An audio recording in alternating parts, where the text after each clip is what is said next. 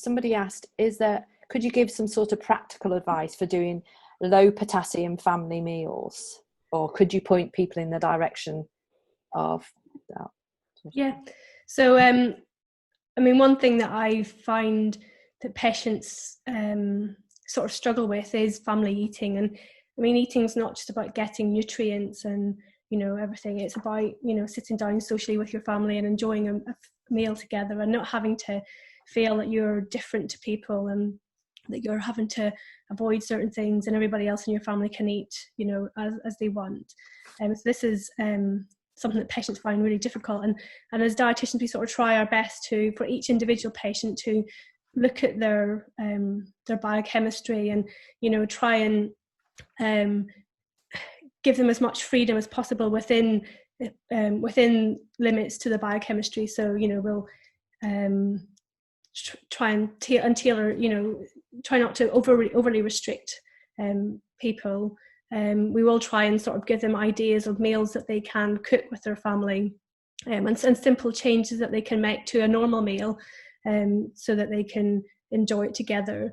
As I mentioned earlier, Kidney Care UK have got Kidney Kitchen, and the purpose of this, I mean, it's actually been designed by a kidney patient. It was her wish to sort of, you know, develop recipes for people with kidney disease, so they could do this, they could sit with their family.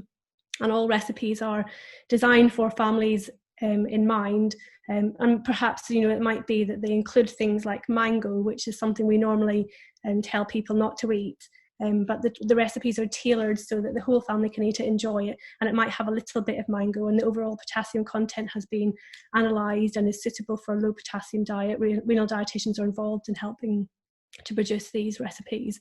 So Kidney Care or Kidney Kitchen is somewhere where I often send patients to get lots of practical recipes. And also, I mean, different departments will have some recipes that they can share with people. I know at Christmas time we in Leicester have, you know, recipes that we can share with people, and it's certainly something that we're looking at doing some more of, making patient family friendly recipes for patients in terms of following restrictions, both potassium and phosphate. I mean, it's really hard to follow both those restrictions, so we hope to try and make it as easy as possible.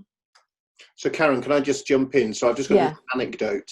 So I was at a meeting and there was a kidney patient who was a chef, and he ran a company that supplied all the foodstuffs for a local pizza chain. And I guess if you asked Oonagh how much sodium is in a pizza, you know, with all the toppings, it's a pretty nightmarish amount.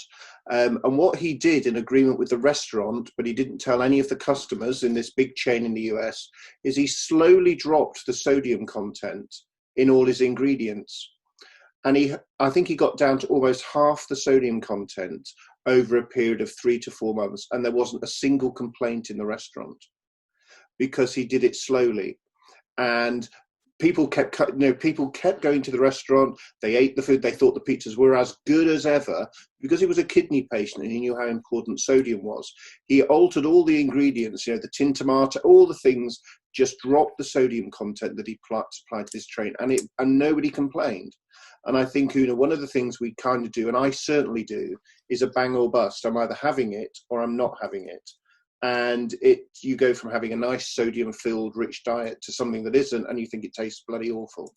But actually doing it subtly is probably most part of the key to actually changing diet and maintaining that over time, isn't it? Particularly if you're trying to influence the rest of your family.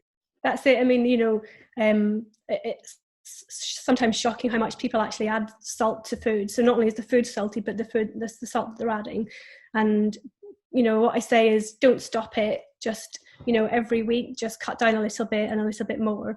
And eventually you'll get to a point where you actually can taste the food better. I mean, I've had patients that say, you know, I actually can really taste my food because, you know, 6 months ago I was adding loads of salt, and over time it's actually, the salt's gone down and the food tastes much better. I don't have a very strong salty taste in my mouth. But yeah, definitely your taste buds adapt, and if you experiment with lots of different flavors, you know, so all different herbs, spices, you know, you can get really nice recipes.